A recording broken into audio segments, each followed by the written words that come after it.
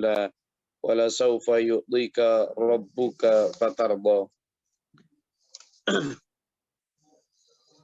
Allah, bismillah, alhamdulillah. Kita ini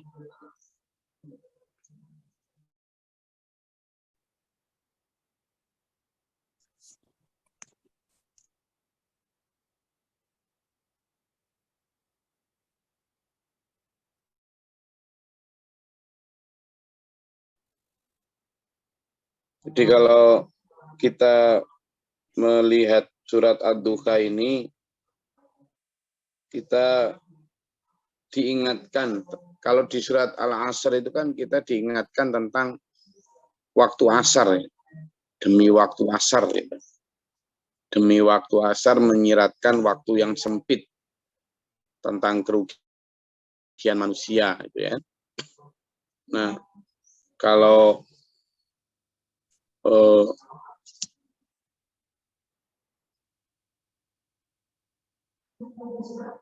di sisi lain kita juga diingatkan tentang ini di ayat di surat ini kita diingatkan tentang demi waktu duha. Artinya waktu duha itu kan waktu permulaan awal kita memulai sesuatu, memulai kegiatan, gitu ya. Mulai kegiatan, mulai kerja, memulai hari. Sehingga kalau kita lihat ayat ini, wadduha walaili idza saja, demi waktu duha,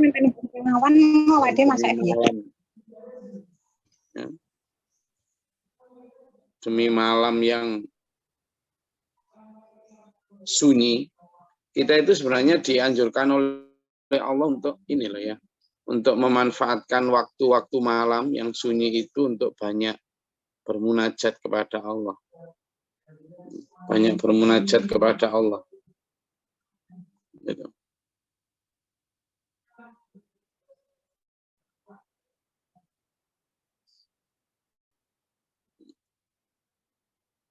Nah,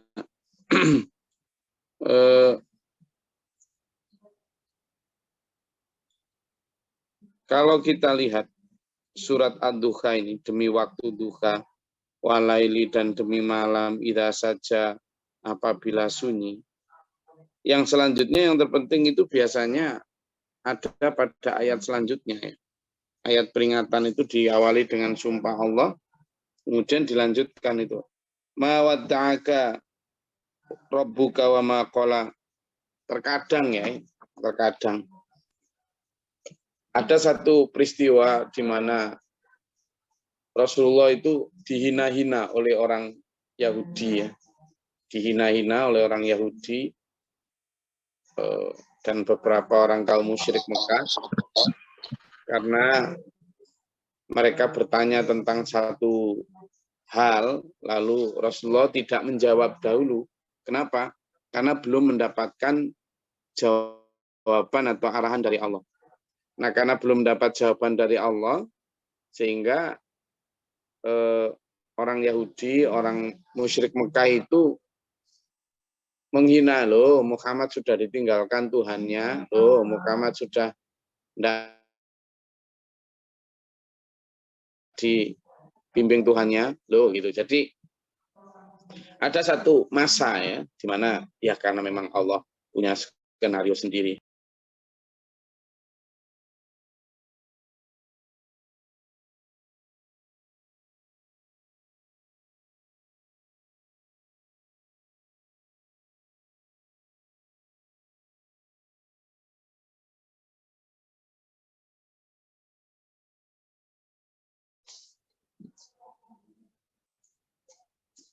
Jadi di situ akhirnya ada semacam kayak vakum wahyu, tapi sebenarnya bukan vakum ya. Ya Itu skenario Allah untuk menguji pertama Rasulnya sendiri, yakni Rasulullah Muhammad SAW. Yang kedua juga untuk menguji keimanan dari umatnya, terutama para pengikutnya. Seberapa yakin, seberapa iman terhadap terhadap kebenaran, terhadap apa yang disabdakan oleh Rasulullah, bahwa sudahlah, sabar, tunggu gitu ya. Walal akhiratu khairul laka minal ula. Dan kemudian disabdakan di situ bahwa tidak perlu hadir ya. Satu diantaranya ini, ayat keempat. Walal akhiratu khairul laka minal ula. Kalau dilihat ya, betapa banyak ayat-ayat Allah yang mengingatkan manusia tentang akhirat, itu sebenarnya memang dunia ini seperti dalam surat Al-Mulk itu hanya sebagai tempat kita diuji, sebagai tempat kita ya diuji, memang bukan untuk dinikmati gitu loh. Ini tuh ujian gitu. Nah, jadi bagaimanapun juga kita itu diingatkan, sebentar toh, kamu itu ingat toh, dunia itu, nah itu, kamu itu ingat toh bahwa akhirat itu, nah gitu. Jadi berkali-kali diingatkan itu karena memang untuk bisa memiliki ingatan itu nggak gampang gitu loh, nggak mudah itu, nggak mudah memang, sulit dong memang. Yang sekarang tampak itu, yang ada di muka bumi ini, ya ini kok, gitu loh. Nah, terus kita disuruh mengingat, meyakini, apalagi benar-benar melihat manusia terus disuruh memprioritaskan sesuatu yang sifatnya belum kelihatan dulu, gimana coba, kan enggak mudah gitu ya. Jadi makanya Allah menyadari bahwa manusia itu enggak akan mudah untuk memiliki ingatan tentang akhirat itu, sehingga diulang-ulang di dalam ayat-ayat Al-Quran itu, diulang-ulang itu agar manusia itu memahami betul ini loh, sampai ini walal akhiratu, lamnya itu lam takkid ya. Lam takkid itu lam menakkidkan, itu sungguh akhirat itu, kata Allah, sungguh hari kemudian itu lebih baik daripada hari yang sekarang kamu hadapi, dari permulaan. Kalau biasanya Pak Guru Mukhtar itu menerangkan ayat itu sambil begini, sambil nunjuk begini. Sungguh yang di depanmu ini, yang di depan. Iya, tahu aku. Duluan gambar.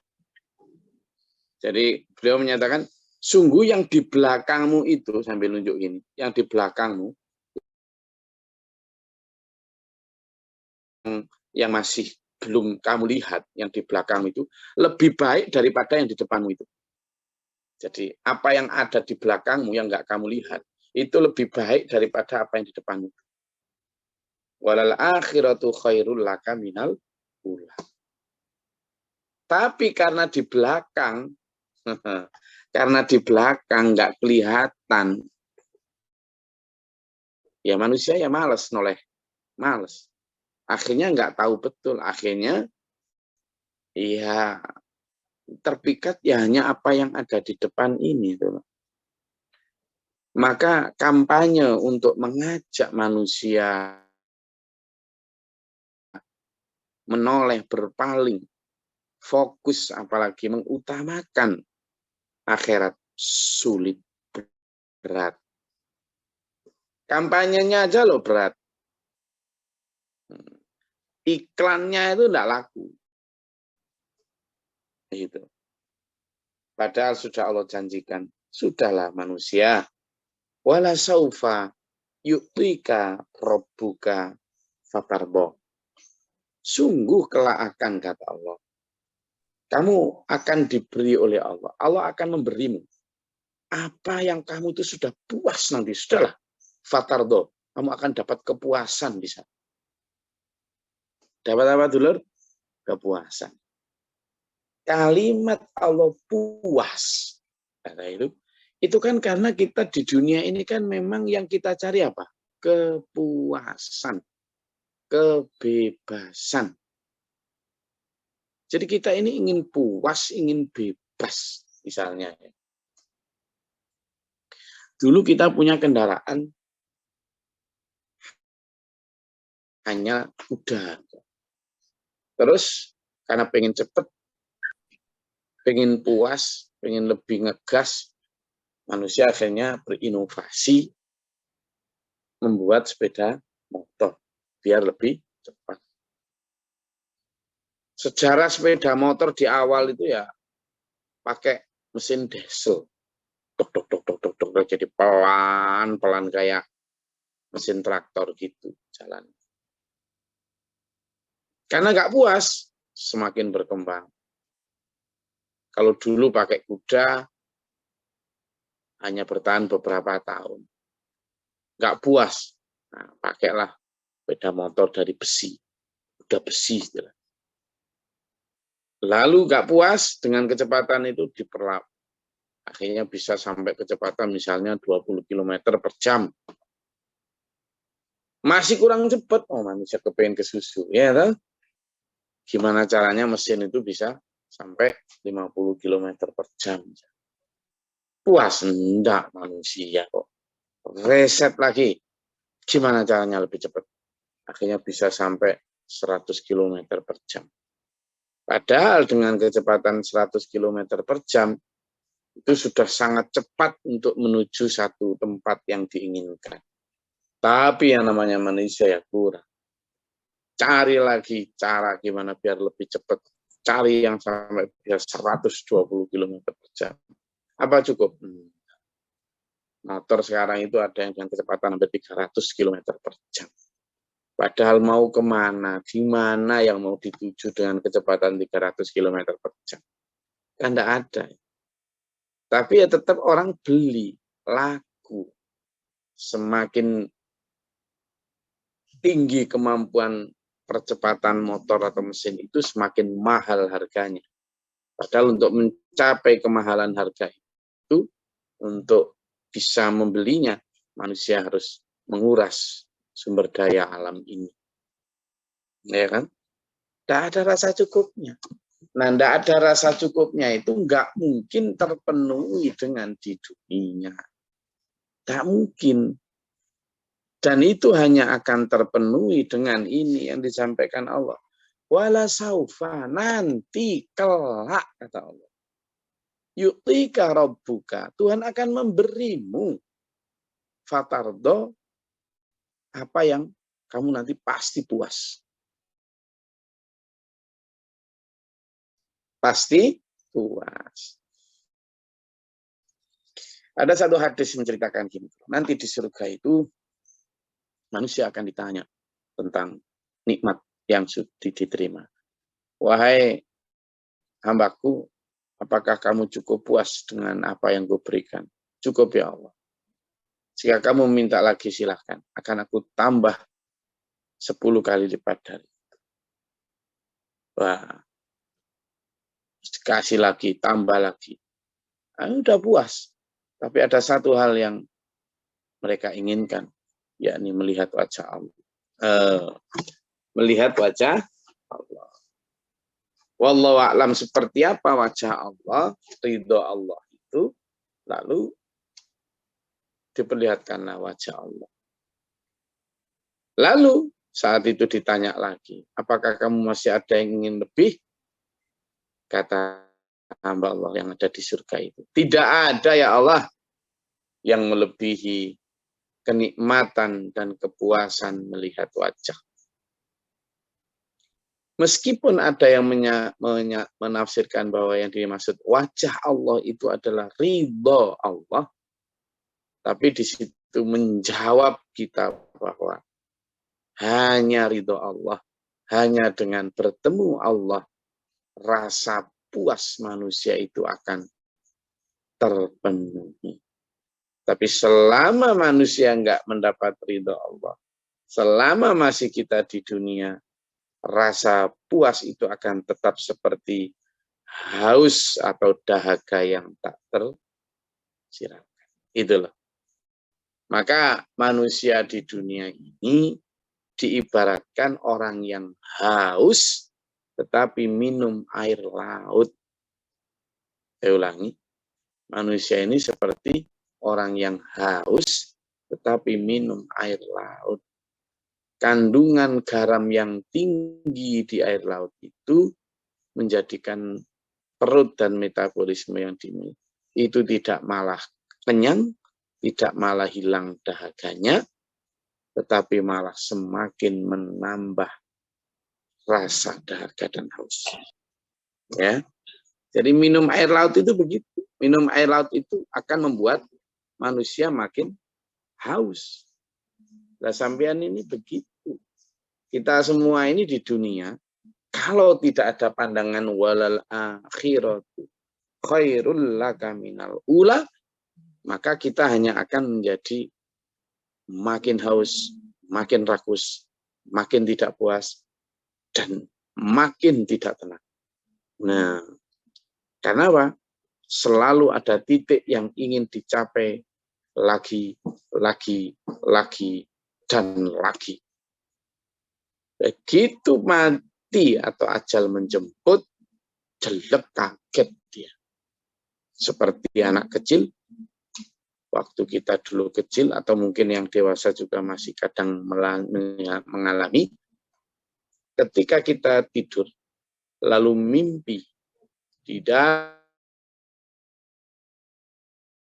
mimpi itu, kita menemukan begitu banyak koin emas. Dulu kan uang hanya 100 perak, 200, itu kan sudah luar biasa. Nemu uang 100 perak di bawah kolong tidur itu, kalau tempat saya istilahnya tempat tidur itu bayang. Bayang. Dipan itu loh, dipan tidur itu bayang. Nemu duit, ini sore bayang, dapat 1, 25 rupiah, 15 rupiah. Wih, kawan. Dimasukin kantong. Lah orang mimpi dimasukin kantong sampai kantongnya kebut, tak bawa kantong lagi. Saweneng pada saat ngumpulin duit itu ya saweneng gitu. Laduk gitu. Aduh. Terbangun dia. Ternyata yang ketika terbangun yang dicari-cari pertamanya apa tuh? Sakunya. Loh, duitku kok udah ada. Loh, kemana ini? Gitu. Dia baru sadar bahwa tadi itu mimpi. Ketika dia cari di sakunya uang nggak ada, rasane ati gimana? Rasane ati gimana? Hah?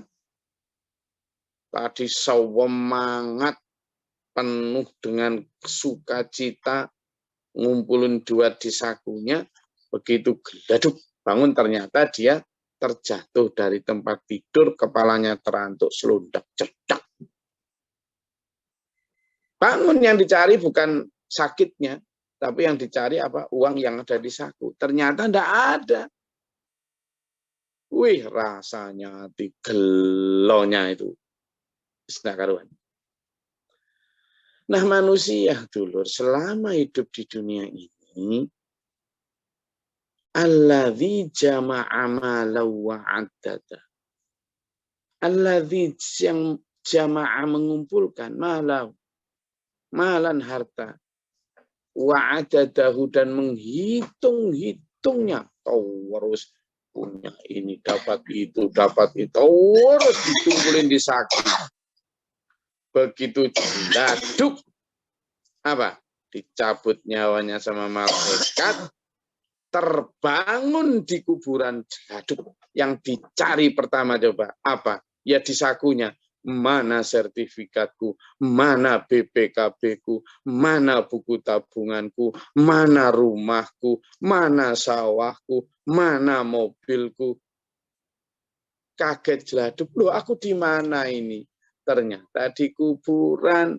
Ternyata selama 60, 80, 90 tahun tadi itu adalah mimpi. Kau kaget, nah itu dulu. Itu manusia semuanya begitu. Makanya hampir seluruh orang di dalam kubur itu yang diteriakin apa? Robbirji'uni. Robbirji'uni. La'alli a'malu liman taraktu kala. La'alli. Sehingga aku mudah-mudahan bisa. Amalu apa? Aku menjalankan. Bima taraktu kala. Apa yang dulu aku tinggalkan. Dulu pelit, dulu males ngaji, dulu males itu tak tinggal ya Allah. Nah ini makanya kalimatnya di dalam Al-Quran disebut banyak didahului dengan kalimat-kalimat sumpah dan kalimat-kalimat tentang waktu. Dulur, tentang waktu. Kalau zaman cermati ya, misalnya mulai dari surat Al-Asr juga tentang waktu asar. Wal fajr tentang waktu fajar. Walail tentang waktu malam.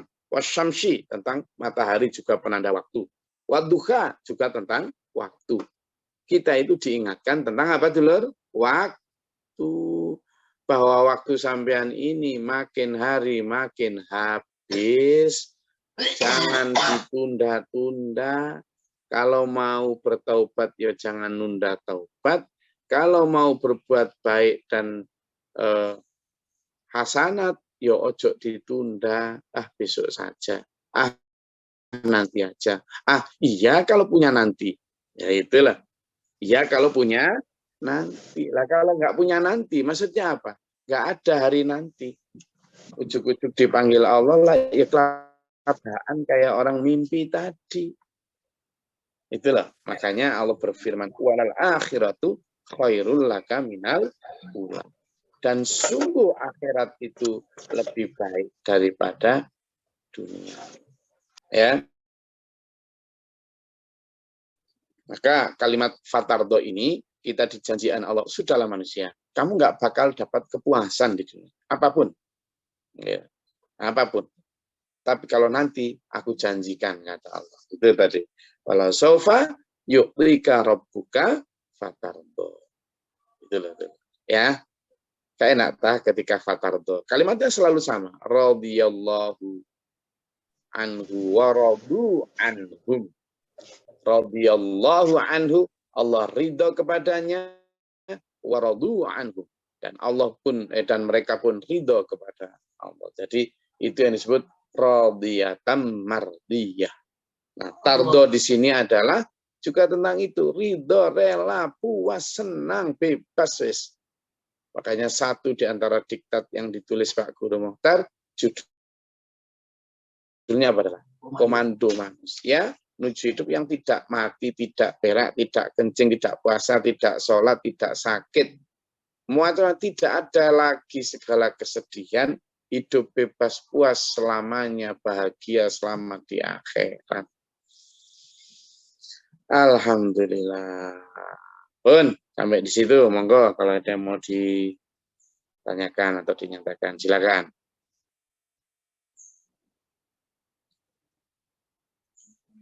Monggo silakan.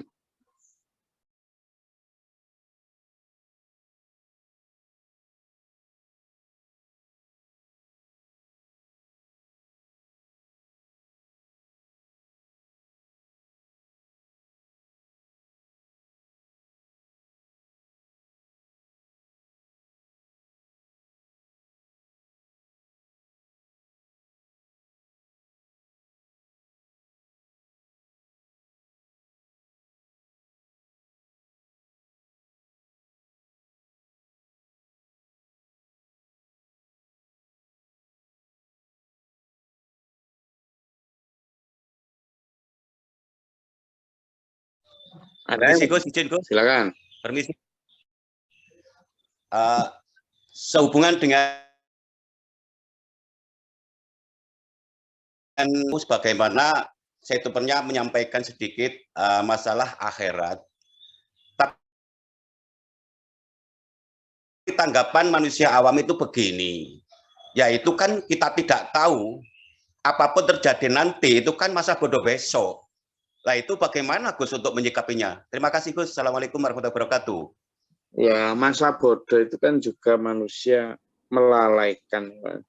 Makanya dalam surat Al-Hasyr, coba dibuka apa majukan di surat Al-Hasyr ayat 18, 19, 20 Al-Hasyr, Al-Hasyr. Coba dibuka. Surat Al-Hasyr.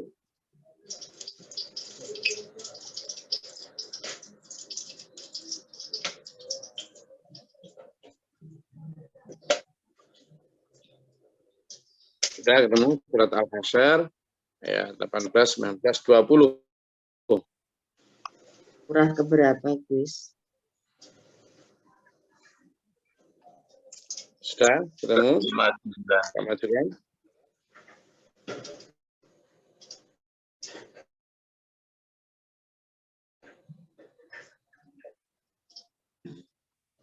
Surat keberapa Gus? Mohon maaf. 59, 59, 59.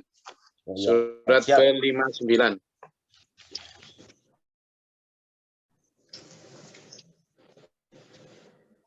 Surat ke-59. Ayat berapa, ketemu? Gus? Ayat ke-18, 19, 20.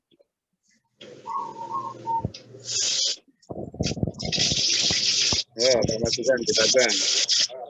Gus, permisi. Tidak sama para penghuni neraka dengan para penghuni surga. Para penghuni surga itulah ayat orang 18, ayat 18, 19, 20. Ayat 18 dulu. Ya. Wahai orang-orang yang beriman, bertakwalah kepada Allah dan hendaklah setiap orang memperhatikan apa yang telah diperbuatnya untuk hari esok atau akhirat. Dan bertakwalah kepada Allah, sungguh Allah meneliti terhadap apa yang kamu kerjakan. Oke, sebentar, dan jenuh dulu sebentar. Coba disebutkan bahwa orang-orang yang beriman bertakwalah kepada Allah. Lalu kalimatnya apa? Wal tangdur, deloen, lihatlah, persiapkan. Nah, pertama lihatlah. Wal tangdur kalimatnya artinya lihatlah. Berarti kita itu disuruh lihat selalu saldo bekal kita. Selalu disuruh lihat. Nah, orang-orang yang menjawab, kita enggak tahu lah, ya tahu oh. Gitu loh. Tahu oh. Allah itu memerintah kita untuk tahu. Kenapa? Loh, akhirat itu meskipun belum terjadi, kita itu sudah diberitahu Allah apa yang akan terjadi. Saya ulangi. Meskipun akhirat itu belum terjadi, kita itu sudah diberitahu apa yang akan terjadi. Jadi kita harusnya sudah tahu, diberitahu, gitu loh. Meskipun kita belum mengalami, kita itu sudah terjadi. Allah sudah mengatakan, nanti jika kamu tidak persiapan, kamu akan begini. Jika kamu tidak bawa sangu, kamu akan begini. Itu berarti kita harusnya sudah tahu. Tidak boleh lagi menjawab, aku kan tidak tahu. Loh, kamu sudah diberitahu kok. Kamu sudah diberitahu bahwa di akhirat itu hanya ada 2 kampung. Di akhirat itu hanya ada 2 kampung. Tidak ada kampung lain, cuma 2 pilihan kampung. Kampung neraka, apa kampung surga. Bagi yang tidak terlalu banyak punya sangu, maka dia tidak bisa membeli tiket surga, maka dibuang ke kampung neraka. Nah, itu benar. Tapi bagi yang sejak di dunia memang dia mengumpulkan untuk dikirim ke akhirat sebanyak mungkin, maka dia mampu membeli sangu, membeli tiket ke surga, dia dipersilakan masuk. Sesimpel itu. Jadi tidak bisa kemudian orang nanti di akhirat di sana, loh saya kan tidak tahu ya Allah kalau di sini akan begini. Sudah diberitahu. Nanti mana sudah banyak itu dalam ayat disebutkan. Alam ya'tikum nadhir, bukankah sudah datang kepadamu peringatan? Oh, gitu loh. Maka orang yang sekarang sampean ajak untuk ngomong itu, lalu ngomong gitu, wah itu sudah kedaluarsa.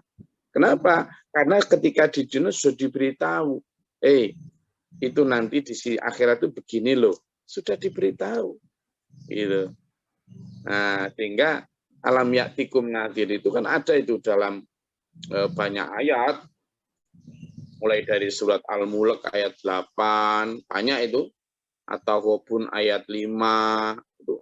Alam ya'tikum nabba'u ladzina min qablikum, banyak, alam ya'tikum nadhir, banyak ya.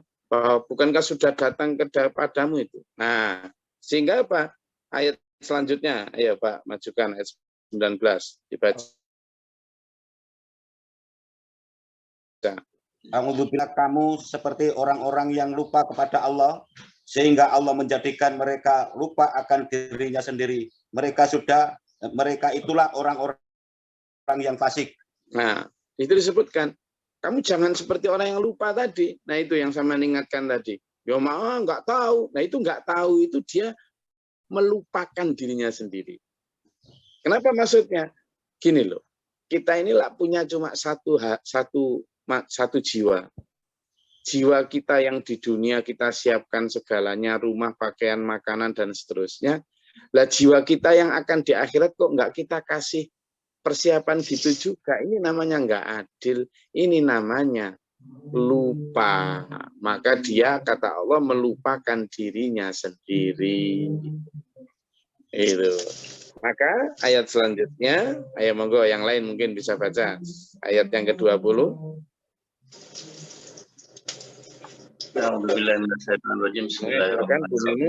Monggo. Tadi Bu Nuna siapa tadi? Izin, Gus. Silakan.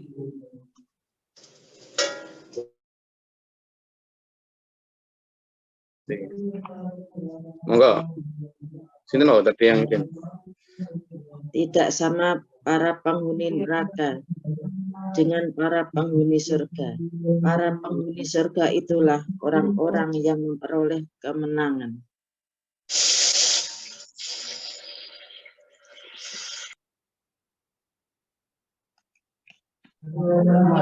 Jadi di situ disebutkan wala takunu kalladzina nasullah, jangan kau seperti orang-orang yang lupa itu orang yang fasik. Kenapa fasik itu? Fasik itu rusak. Rusak itu kenapa? Karena dirinya yang di dunia diperhatikan, di akhirat enggak. Lalu kata Allah, la yastawi ashabun nari wa ashabul jannati humul faizun.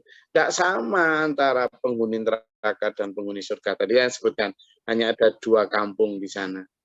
Kampung yang melarat, yakni kampung neraka, ya enggak karuan. Tapi kampung surga itu yang disebut tadi fatardo tadi. Kita akan puas.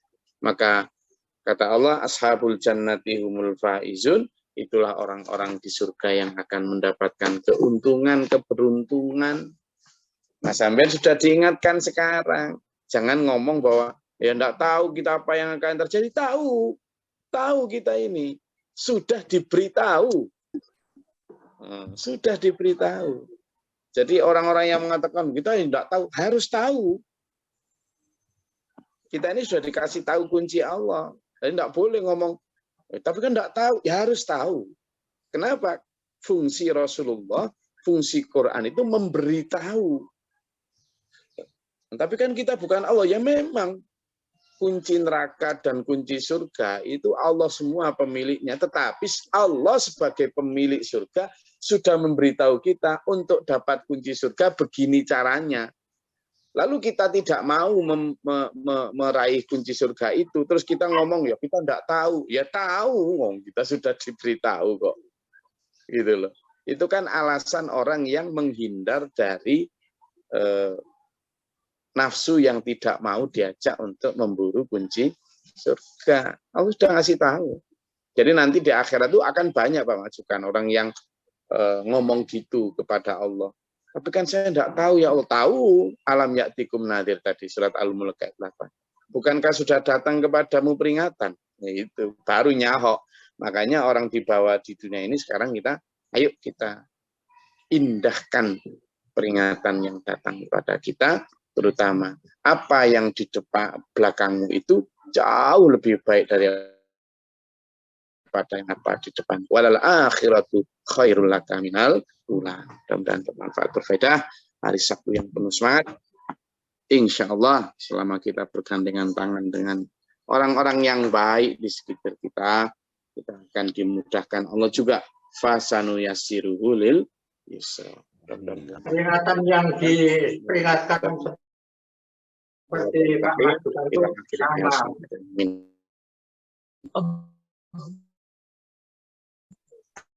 Mudah-mudahan kehendak dan kemampuan oleh Allah untuk menjadi orang baik. Terima kasih Gus. Terima kasih.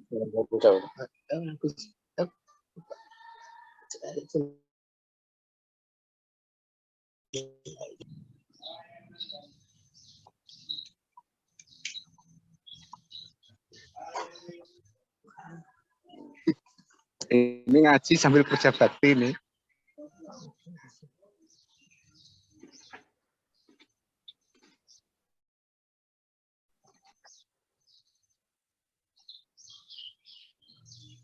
Oke, niku ingkang kula saged sampaikan mugi-mugi manfaat lan barokah. Allah meridhai merahmati kita sedaya. Allahumma sholli wa sallim ala sayyidina Muhammad. Allahumma fi اللهم اتنا فيمن هديت وعافنا فيمن عافيت ولنا فيمن توليت وبارك لنا فيما اعطيت وقنا شر ما قضيت فانك تقضي ولا يقضى عليك استغفرك واتوب اليك اللهم ادركنا البلاء والوباء ودحرنا نجينا من شر جم كفر ربنا نجينا ولنا اصحابنا من قوم الظالمين ربنا لا تجعلنا في قوم الظالمين ربنا آمنا فاكتبنا مع الشاهدين ربنا لا تزغ قلوبنا بعد إذ هديتنا وهب لنا من لدنك ربي أعوذ بك من همزات الشياطين وأعوذ بك ربي ونجعلنا مسلمين لك وأنت وأنت مسلمون ربنا آتنا في الدنيا حسنة وفي الآخرة حسنة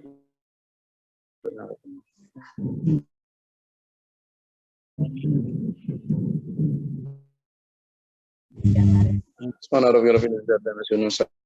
Warahmatullahi wabarakatuh.